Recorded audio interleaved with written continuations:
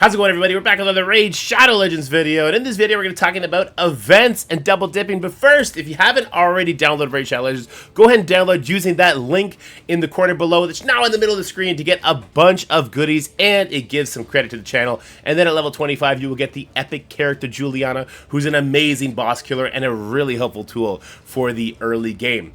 Alright, let's talk about events and double dipping. So this is something I haven't done for quite a while, and I still need to digest at what point double dipping and going for events is even advisable, because I don't think you have the tools needed to go for events as soon as you start the game. I think it's about a 1 month, maybe 2 month thing where you are now able to hit certain boss levels so that you can actually do events. So let's look at an example here, and this is a great example. So right now there is a fusion event that's going to be running for Armands, and you need to get 4 of these characters, 2 level 50, 5-star ascension, lots going on. As you can see, I am going for this event. I already got one, I got the second one, and I didn't level him up yet, but I did bring him to 5 stars and 5 ascensions, and that was bad. And this is when I started realizing, hey, we gotta start double dipping. So let's talk about how I'm getting those characters in the first place.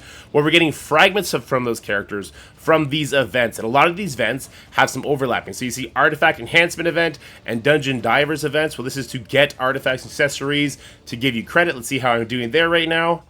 Still got a long way to go. I still got to get all the way to 3,300 to get 25 fragments. I need 100 fragments to summon one version of this character at 4 stars, and then I need to build them up.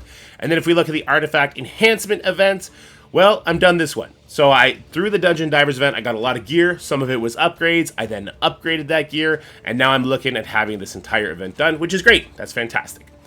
Alright, but now there's different events running for the same sort of rewards. Not all of them overlap, so we do have the champion training event. This is where I need to develop my champions, level them, upgrade them, rank them, and get your hands on huge rewards.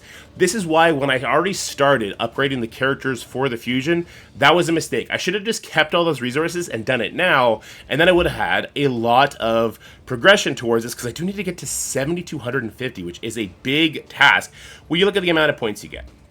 So we get 1 point for each level for a 1-star character, same with 2, then 2 points for every level on a 3-star character, 3 points for every level on a 4-star character, 6 for every level on a 5-star character, so on and so forth. So I needed to level those characters to 50. Well, I would have gotten, well, first of all, I needed to level them to 40 to upgrade them to 5-star. So I could have gotten 40 times 3, that's 120 points right there. And then 50 times 6, that's 300 points right there. So if I had not done the first character or halfway through the second character, I would have had a huge chunk done already. So that is an example of a double dip failure. I'm going for this one event, this fusion event. I should have waited for here, and I would have had a big jump into starting it, because then I'm also going to have a 3rd character and a 4th character. And obviously I got other projects I'm also working along the way. So that's an example of failure. Let's talk about an example of in the now, something that I'm working on at this moment. So we did talk about this Dungeon Divers event, so raiding for artifacts. You saw how far away I was for it. So I still need to get another, well, let's just look up here.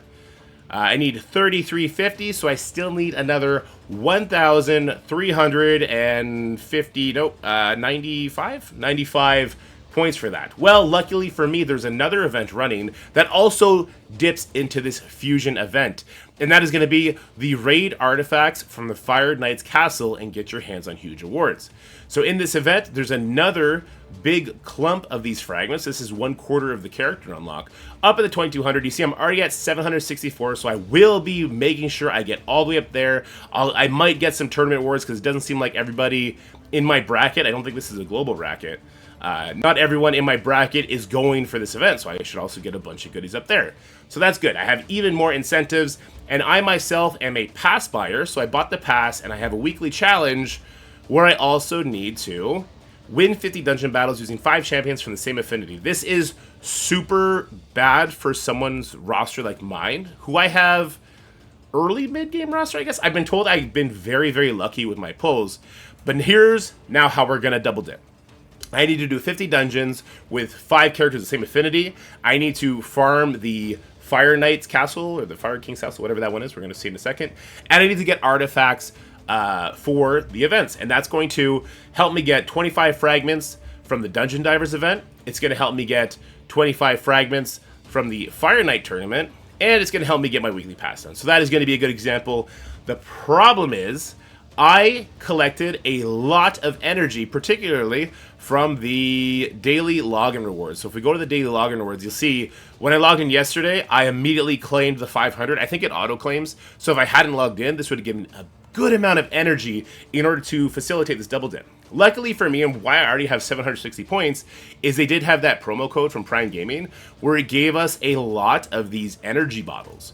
So now we talked about why double dip, the importance of double dipping. Now, how can we really explode on that double dip? How can we make sure that we're going to be able to hit those events? Because they're not easy to hit, especially if you're not able to do the harder difficulties. While I do have the promo code stuff, we do get every 2 days, you get one of these for free, and it lasts for 97 days. So this is something we're going to want to hoard until we're ready to double dip in these events. And then I got all these. I forget why I got these. I think this was the anniversary gift that they gave us. So let me claim some of this stuff now, and then we're going to get it underway. And I just want to also go over... I'll claim one of these because we're definitely going to use it. I just want to go over with you guys the importance of, yes, double dipping, but also being efficient in these events, because these events are they're not super easy. They take a lot of resources. So it's important to pick and choose your events. Now, that's going to be a completely different video talking about the value of resources between tomes, chickens, the red star stuff, all those. There's so many resources in the game. It's hard to know which ones are the ones you need the most as soon as possible, right? All right, so it's the Fire Knight's Castle we have to do. Because I have to use 5 characters from the same affinity, I am actually not able to do 13. So I am able to farm 13 with the team that I have, my main team, but not all the same affinity, right? So that's kind of bothersome, but I can do stage 10, which still gives me 4 to 5 stars. If we looked at the score inputs for the Knight's Castle event, you do get more points for having higher star value is kind of the main determinant. The rarity, a little bit. So I do want to at least make sure I can get 4 to 5. In a perfect world, I would be able to do 13.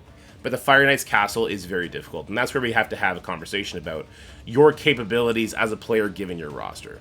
So I am able to use the same affinity for these guys. We got blue, blue, blue, blue, blue. We're going to do one. We'll do one super raid here. Let's go ahead and start it. Actually, you know what? I shouldn't do the super raids because I just got to do 15 dungeons. Oh, that's important because I don't want to waste the energy that I could be using to potentially get the 6 stars. So that would be a big mistake. So we're going to do this just this once to illustrate how much points we get on a super raid. And then I'll go show you the actual dungeon that I can farm the highest, which is that difficulty 13. We'll go from there. Now, the Fire Knight's Castle, if you're going to be trying to do these events like I'm doing right now, just know this Fire Knight is extremely difficult to have the right characters for. If you want like a TL DR on like the strategy, you need to break his shield, and then you want to be able to turn meter rewind him forever. So you see, I broke his shield, but then I didn't turn meter rewind him. You can't turn meter rewind him until the shield is broken. So you got to hit him this many times. You want characters that have multi-hit abilities. So Elhain has a multi-hit ability, Gallic has a multi-hit ability, so does Kale. And then this character right here, look, this is where people tell me like I had just had the stupidest luck ever. This demon spawn epic character does have an A1 ability that does a turn meter. A1 is her basic ability, so she can spam it. That's what it means. She does have an ability. You see his turn bar is the yellow turn bar, gets completely evaporated. So I am lucky in the sense that with my newer roster, I am actually able to come in here and do higher difficulties that I probably shouldn't be able to do because of what Allure does. So let's take note here. We got 4-star, 4-star. Now, we are guaranteed between, I think it's 4 and 5 here. So you can see if we get 4 stars and it's just rare, that is kind of the minimum we can get, we're going to get 16 points. Well, let's go over and let's then do stage 13. And now I know this team won't work, all right? So we got to, we're going to get rid of this here. I do bring Elaine. I bring that. I bring you. I bring you. You become the main one. And, of course, I need that Allure. We do the super raids for this one. Let's just go ahead and start it up. And you'll see the difference in the capability of points that I can get. Now, I could get the exact same points I just got, was at 16, if I get the minimum drops for this difficulty.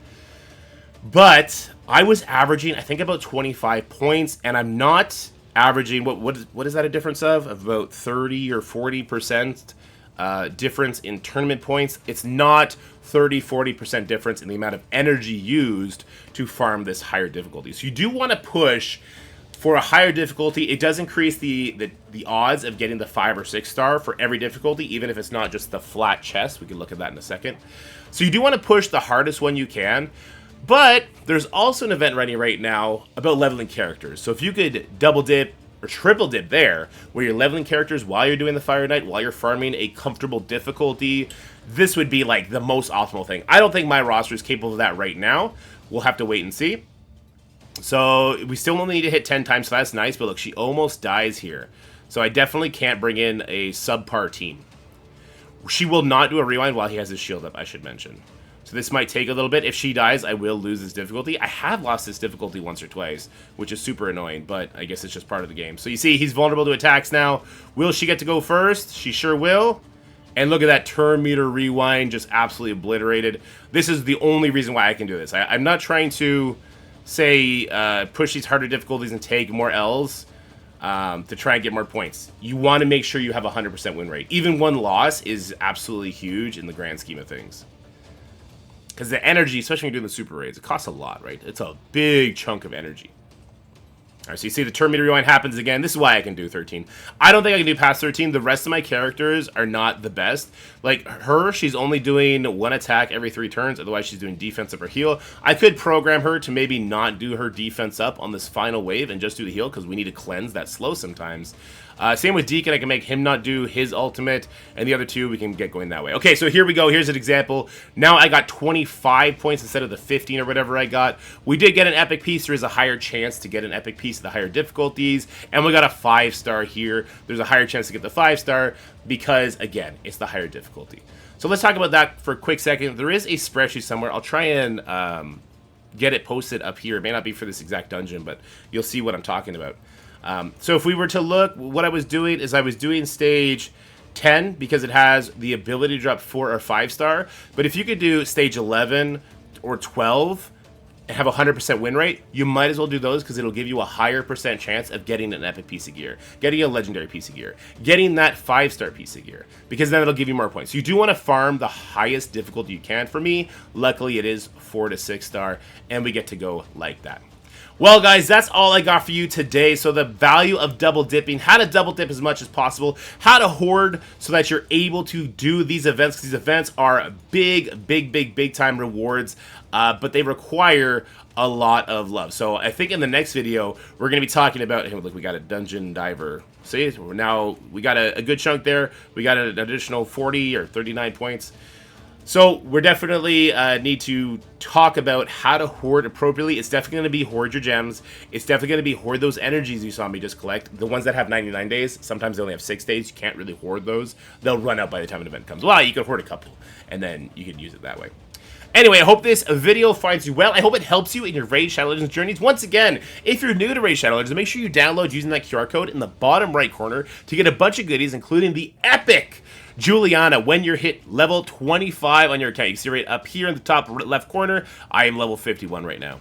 Alright guys, that's it. Have yourselves a wonderful day, and I'll see you guys next time. Bye for now. That's it for the video, guys. I hope you enjoyed it. If you did, make sure you like, share, and subscribe. Stay happy, healthy, have fun, and I'll see you in the next one.